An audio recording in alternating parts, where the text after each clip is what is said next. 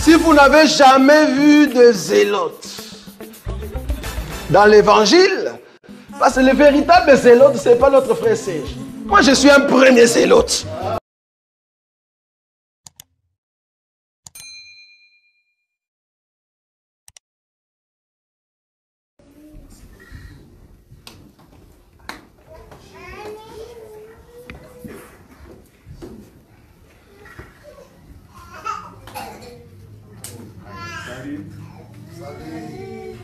I'm so sorry because I want to start in English and I want to start in Lingala, okay?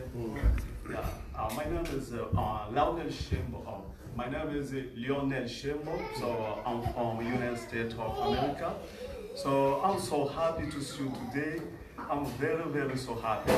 So today I want to start to. I want to translate in Lingala. Gonna share the word of God in Lingala. So Mr. Petrus is gonna help us to translate in French. Okay? Je suis désolé. En tout cas, veuillez m'excuser. Nous allons partager la parole en français. Je suis très content d'être avec vous ici aujourd'hui. Et la parole que nous allons partager, je vais le partager en Lingala. Et le pasteur Patrice, en réalité c'est le pasteur Gauthier, qui va traduire en français. Amen. Amen. Il est vivant. Il est vivant.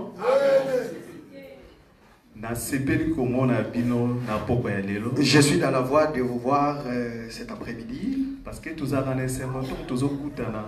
nous sommes toujours dans la joie lorsque nous nous voyons. Nous les enfants de Dieu.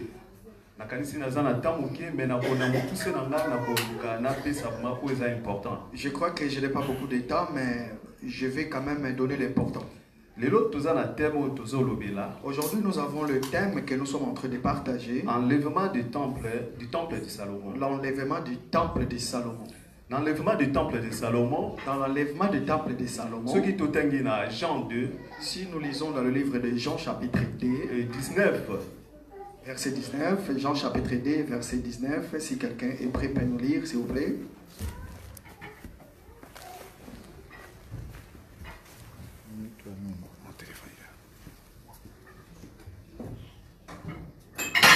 Jean chapitre 2, verset 19, la Bible dit, Jésus leur répondit, détruisez ces temples et en 3 jours je le relèverai.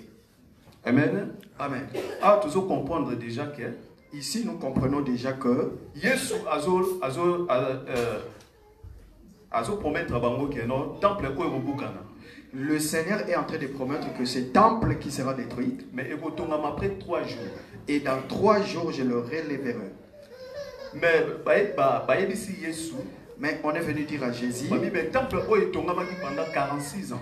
Mais ce temple a été construit pendant 46 ans. Comment se fait-il que toi, à 3 jours, tu le rebâtirais? Ah,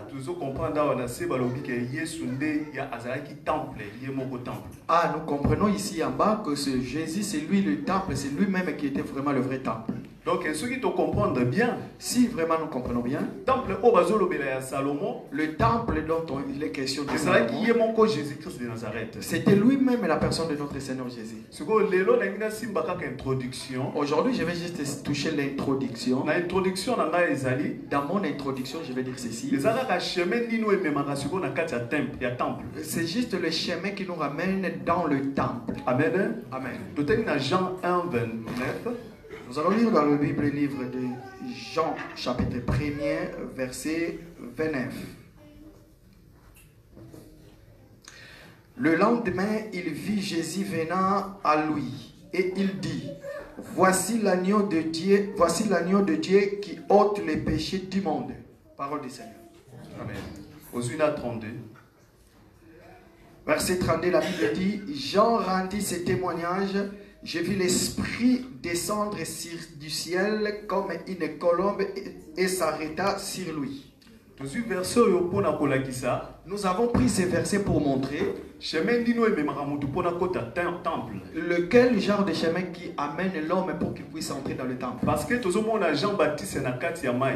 que nous voyons Jean-Baptiste dans l'eau. Il entend Jésus qui devait passer par là dans le Jourdain pour être baptisé. Nous comprenons ici le Jourdain. C'est le porte du temple. Parce que avant d'entrer dans le temple, il faut que tu passes par la porte. Donc tu comprends. Alors donc ici nous comprenons que la porte c'est la croix. C'est le chemin qui nous ramène dans le temple. Lévitique 4, 27. Nous lisons dans le livre de Lévitique chapitre 4, 27 à 28. Lévitique 4, 27.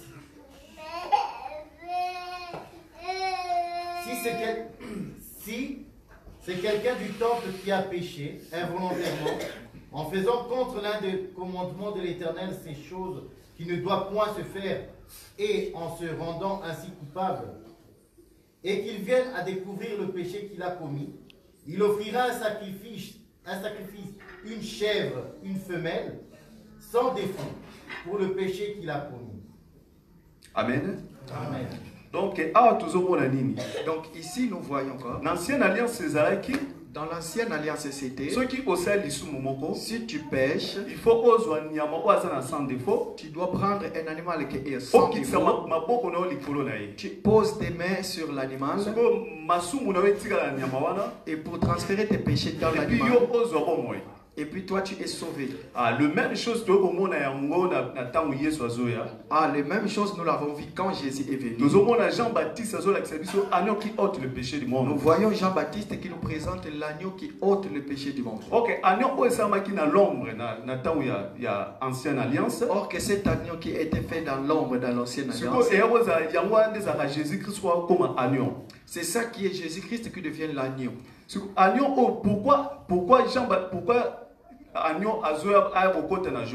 Pourquoi l'agneau vient pour entrer dans les Jourdains? Pourquoi Jean-Baptiste a présenté le rôle à agneau? Pourquoi Jean-Baptiste le présente comme un agneau? Nous comprenons quelque part, c'est parce que nous comprenons quelque part parce qu'on l'a touché. Amen.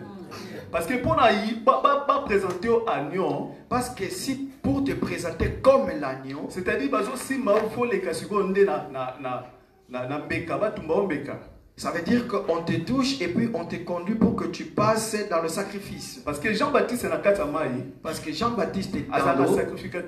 Il est le sacrificateur. Parce qu'il est de la lignée des sacrificateurs. Voilà pourquoi quand il voit Jésus, il lui présente comme un agneau. Donc c'est-à-dire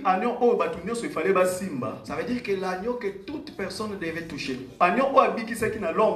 Cet agneau qui avait sauvé dans l'ombre. Maintenant, c'est lui qui venait pour sauver les gens. C'était Jésus dans la lumière. Nous comprenons comme Jésus est touché. C'est comme ça qu'on a touché les anciens agneaux. Comme on avait touché les anciens agneaux, si on pose les mains sur l'agneau et on faisait la transmission du péché, c'était pareil que les gens qui ont touché Jésus.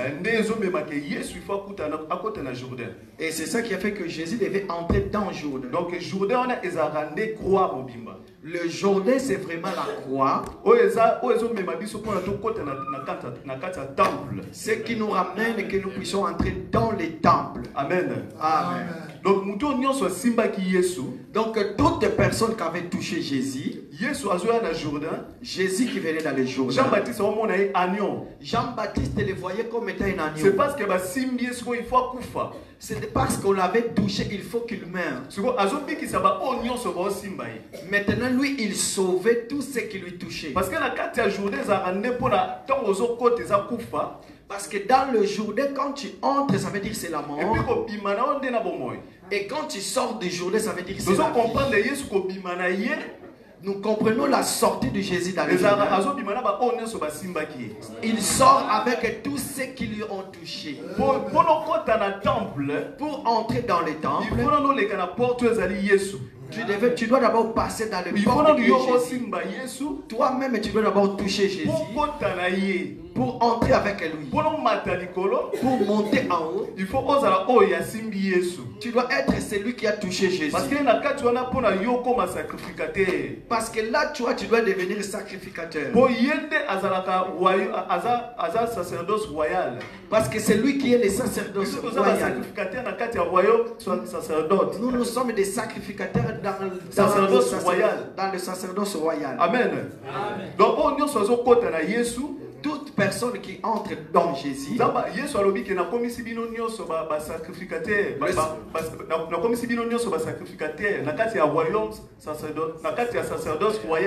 tous ceux qui touchent Jésus sont devenus des rois et des sacrificateurs dans le royaume. Amen. Donc, c'est juste l'introduction. C'est juste l'introduction que je voulais donner. Pour voir quel genre de pont qui nous ramène pour aller à vous, pour aller là où il y a la vie. Amen. Amen. C'était Jésus-Christ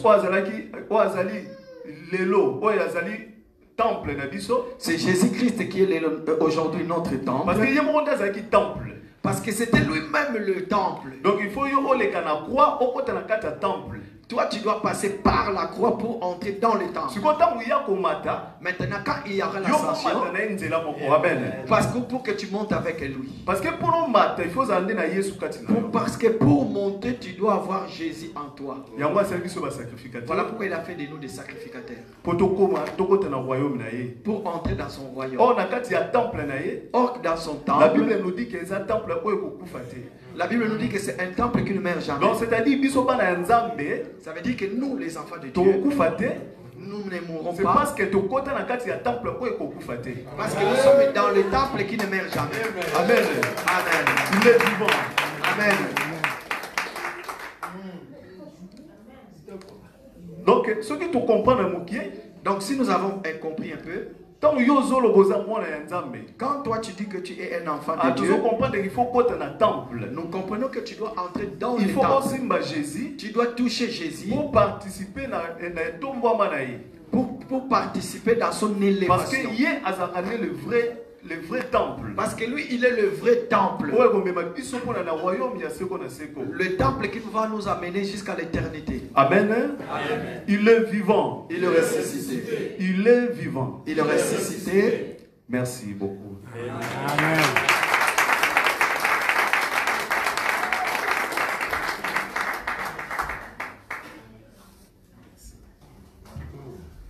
Est-ce que vous avez aimé? Amen. Vous avez aimé l'intervention? Que Dieu soit loué. Jésus, c'est lui le temple. Toute personne qui touche Jésus, vouloir ou pas, tu fais partie de son corps. Et c'est Jésus qui va nous amener au ciel. Amen. Voilà, donc j'invite rapidement le deuxième intervenant. Lui, au fait, il vient aussi des États-Unis. Donc, au fait, aujourd'hui, nous sommes bénis avec des hommes de Dieu qui viennent des États-Unis. Bon, moi, quand j'étais parti là-bas, c'était à Illinois. Moi, j'appelais ça Illinois. Je ne comprenais pas. Alors, il faut dire Illinois. Bon, je suis descendu par Chicago. Chicago, on m'a amené dans une voiture. C'était ma première fois d'entendre quelqu'un qui me dit « Je peux rouler 12 heures du temps. » Nous, c'est tout le temps. On le fait calmement. 12 heures. Et ce n'était pas à côté.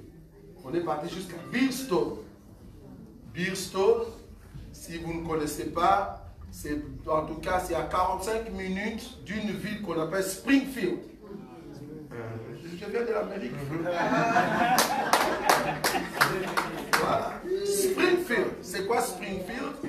En fait, la ville Springfield, c'est là où c'est lui qu'on met dans quel billet de dollars? 20 dollars. Lincoln. 20 dollars, c'est ça? Lincoln, c'est ça qu'on appelle Lincoln. Voilà. Donc c'est lui qu'on met dans les 20 dollars. C'est là-bas qu'il habitait. Quand il est devenu président des États-Unis, il a quitté de cette ville-là, là où il habitait, jusque dans la Maison Blanche. en train. C'est pour cela Obama aussi, quand il est monté comme président, il voulait suivre le pas de Lincoln. Et il est parti de Springfield jusqu'à la Maison Blanche. Quand je suis arrivé dans Springfield, premier élément que j'avais fait, j'ai pris la tête de Lincoln. Bon, pour ceux qui ont vu cette photo-là, j'ai pris sa tête, je l'ai pris et puis je lui ai donné des coups sur la tête. Et j'étais avec mon frère Lionel. Mais dans cette ville-là, il y a un homme de Dieu puissant. J'étais parti au fait de reconnaître son ministère. C'est un homme qui est tellement doux, il parle calmement, il a un grand cœur. Il a commencé l'œuvre. Pour lui, il voyait l'œuvre tellement grande alors qu'ils étaient qu'à 3. Et ils étaient dans un coin, je vous dis, c'est vraiment comme un village. Mais aujourd'hui, Dieu ouvre cette œuvre.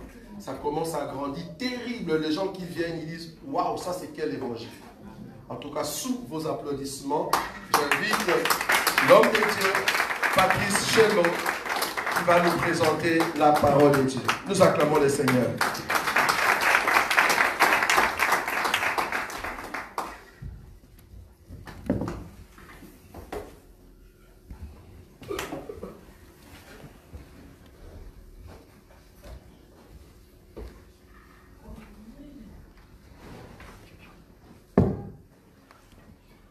Shalom à tout le monde. Shalom. Vraiment, je me sens comme dans le stade de martyr. Alléluia. Parce que ici, là, c'est l'assemblée des élus de Bruxelles. Pour les assemblées des élus partout au monde, ça représente le stade de martyr. Alléluia. C'est-à-dire, lorsque nous venons ici, des risques qu'il faut qu'on nous pousse côté, amen. Comme les autres disent qu'il faut entrer dans les cours des grands. Alléluia. C'est comme s'il fallait entrer dans les cours des grands, à pas ça ici. Donc pour les assemblées des élus partout dans le monde, Bruxelles, c'est une référence pour nous. Amen. Amen.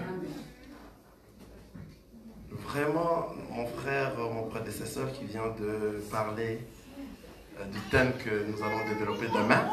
Aujourd'hui, moi, je ne vais pas trop parler parce que le frère a vraiment, c'est comme s'il a mis des barrières afin que personne ne parle encore.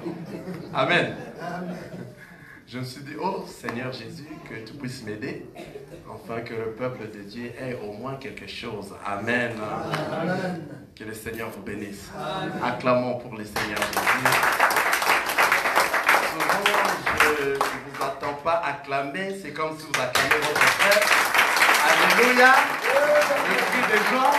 On est dans la joie. Alléluia. Amen. Que le Seigneur vous bénisse. Nous allons parler sur l'enlèvement du temple de Salomon. Amen. Nous allons lire le livre de Hébreux, le premier chapitre, le premier verset et le deuxième verset. Après avoir autrefois à plusieurs reprises et de plusieurs manières parlé à nos pères par les prophètes, Dieu, dans les derniers temps, nous a parlé par le Fils. Il a établi héritier de toutes choses, par lequel il a aussi créé le monde, et qui étant le reflet de sa gloire et l'empreinte de sa personne, et soutenant toutes choses par sa parole puissante, a fait la purification des péchés, et s'est assis à la droite de la majesté divine dans les lieux très hauts. Devenu d'autant supérieur aux anges, il a hérité d'un nom plus excellent que le leur. Amen. Amen. Nous avions dit Hébreux, le premier chapitre, Hébreux chapitre 1, le premier verset et le second. Amen. Amen. Ici, la parole nous dit, après avoir autrefois, à plusieurs reprises et de plusieurs manières, parlé à nos pères par les prophètes. C'est-à-dire, il y avait des prophètes qui venaient avant. Alléluia. On parlait de Jésus. Ces prophètes n'étaient pas une maison. Amen. Ces prophètes étaient des tentes. Et ces tentes ne devait pas tenir debout parce que ces tentes devaient être renversées à tout moment. C'est pour cela ces prophètes ne faisaient que venir. Ils venaient, ils étaient tués. Ils venaient, ils étaient tués. Ils venaient et ils étaient tués. Ils parlaient de qui? De Jésus-Christ qui est la véritable maison qui devait venir. Cette véritable maison, en réalité, c'est lui, le véritable temple que nous sommes en train de parler ici. Alléluia. Donc, c'est-à-dire, les prophètes qui venaient, ils faisaient leur travail et en train de parler de Jésus. Amen. Car l'évangile que nous sommes en train de présenter, c'est l'évangile de Christ. C'est la christocentrique. L'évangile est tellement christocentrique que lorsqu'on parle ici, nous devons voir la personne de notre Seigneur Jésus-Christ. Ces prophètes venaient et parlaient que de Jésus. Qu'est-ce que nous dit la parole? La parole nous dit, Dieu, dans le verset 2, ça nous dit, Dieu, dans ces derniers temps, nous a parlé par le Fils qui a établi héritier de toutes choses par lesquelles il a aussi créé le monde. C'est-à-dire, les apôtres venaient avant, mais il fallait que le véritable temple, la vraie maison, vienne. C'est-à-dire, dans ces derniers temps ici, c'est le Seigneur Jésus-Christ qui devait venir. C'est lui qui est réellement le temple de Salomon. C'est lui qui devait réellement nous parler et au travers lui, nous devons avoir la vie. Amen. Le frère va nous le lire encore dans le livre de Matthieu chapitre 1er, le verset 20 jusqu'au 25. Nous allons voir comment est-ce que le Christ est venu. Amen. Parce qu'il devait venir. Mais comment? C'est ça notre question. Amen.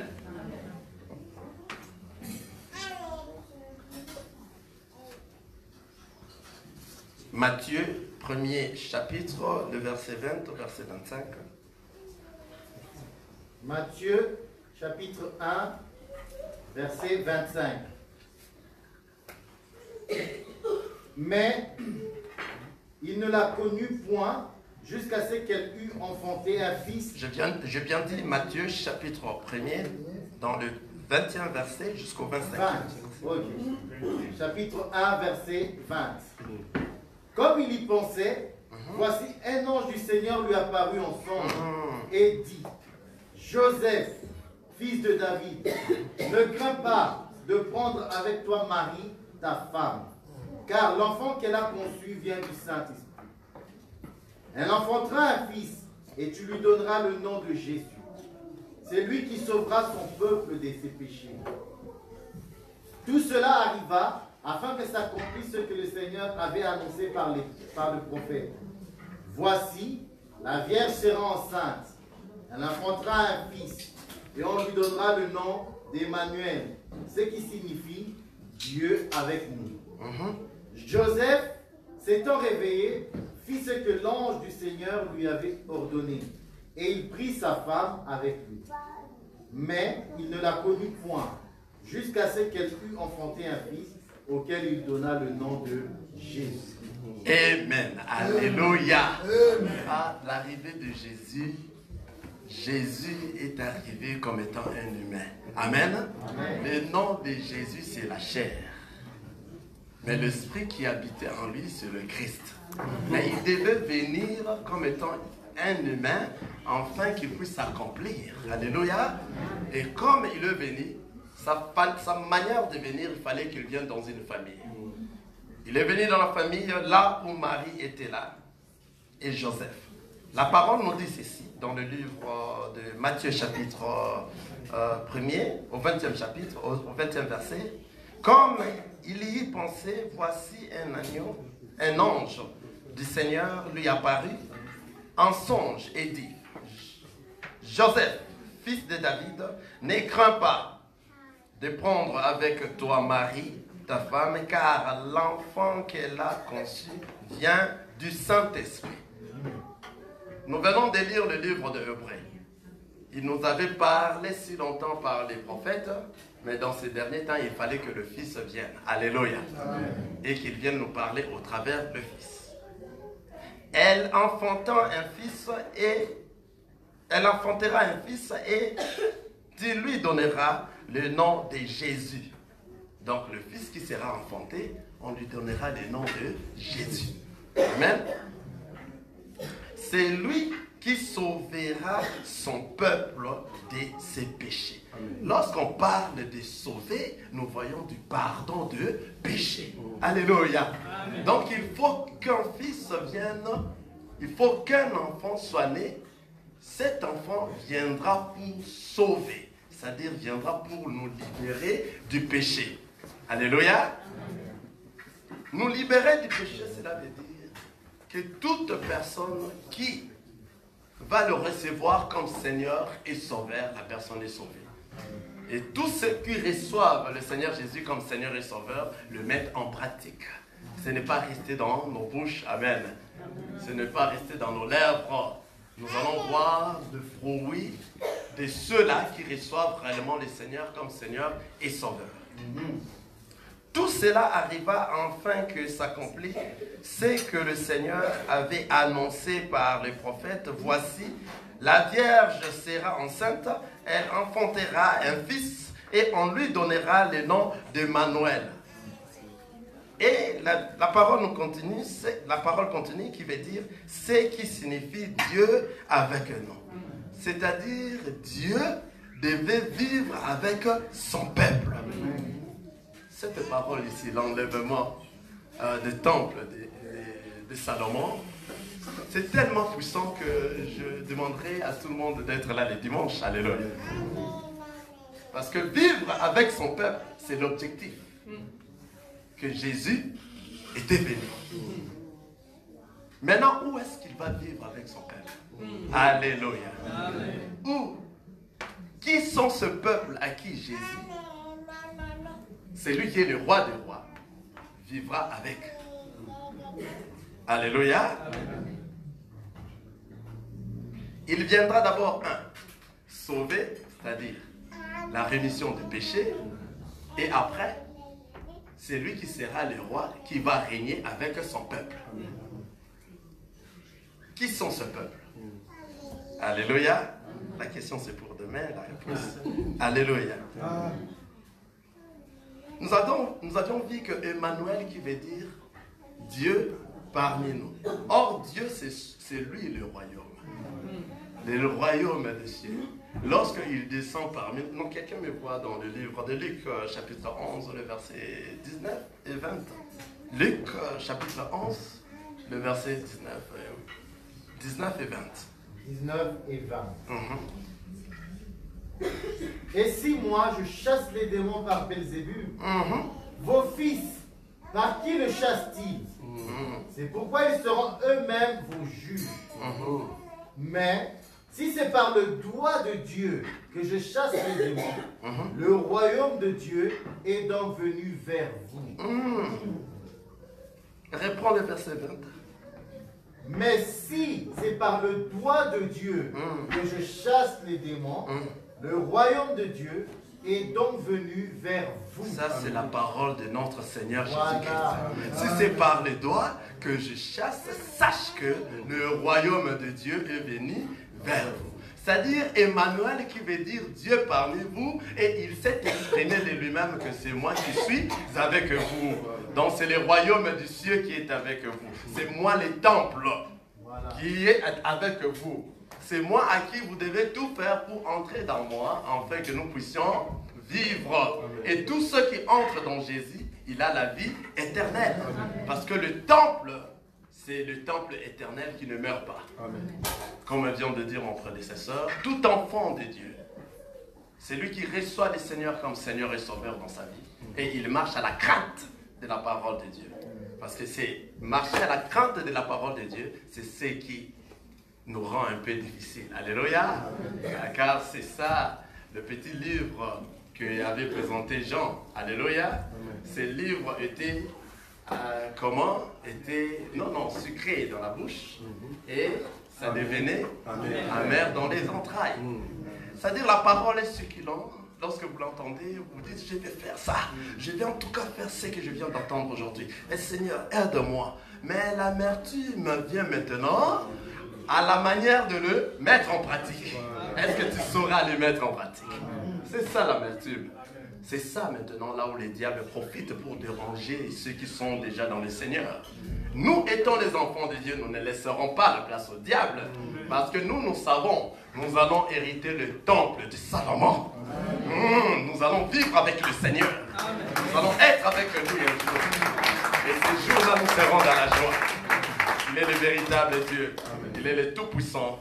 Je vous inviterai de venir demain et nous allons finir cette prédication que nous allions commencer aujourd'hui. Invite ton frère, invite ta soeur, afin qu'il puisse participer et qu'il ait aussi cette connaissance que toi tu as.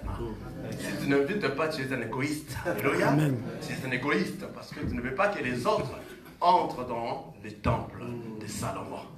Que le Seigneur vous bénisse.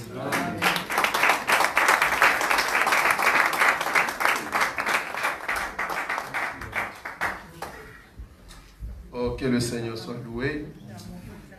J'ai beaucoup aimé la partie où l'homme de Dieu a dit, si vous n'invitez pas, alors vous êtes égoïste. Pour moi, en tout cas, je croyais déjà aujourd'hui vous alliez inviter.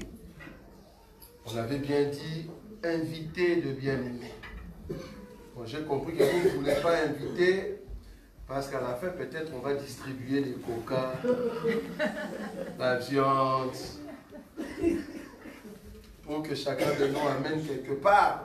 Je suis quand même déçu de voir que vous n'avez pas invité. Mais si c'était la fête du monde, tu vas dire, ah viens, là-bas, voilà, tu invites. Alors qu'ici, tu pouvais bien inviter, on l'avait très bien dit. Je ne sais pas si tes invités arrivent toujours, parce que là, nous allons maintenant nous préparer, alors que le frère Boïka et notre frère Emmanuel nous préparent notre table de la Sainte Seine. Là où tu es, tu as vu l'introduction, tu as entendu l'introduction. L'introduction ici veut dire, c'est Jésus qui est venu dans la chair, c'est lui qui va préparer en fait l'église. Je vous ai dit, ici ce n'est pas les cultes. Non, nous ne sommes pas là pour un culte. Nous sommes là pour une fête et la célébration au fait de la Sainte Seine. Ça va? Donc ce n'est pas un culte. Pourquoi j'ai fait la différence? Pour ceux qui vont dire, ah ben vous n'avez pas respecté le principe de culte. Oui, effectivement, parce que ce n'est pas un culte, c'est juste une fête. Ok? Donc soyez vraiment à l'aise, n'ayez pas l'attitude comme si vous étiez dans un culte. Ayez plutôt l'attitude de ceux qui sont dans une fête. Ça va? Oui, juste là. Enlevez-nous juste l'arbre ici. Quelqu'un hier m'a dit, c'est l'arbre de la connaissance du bien et du mal. Ils ont dit l'arbre de la connaissance du bien et du mal. Voilà. Donc, nous allons préparer.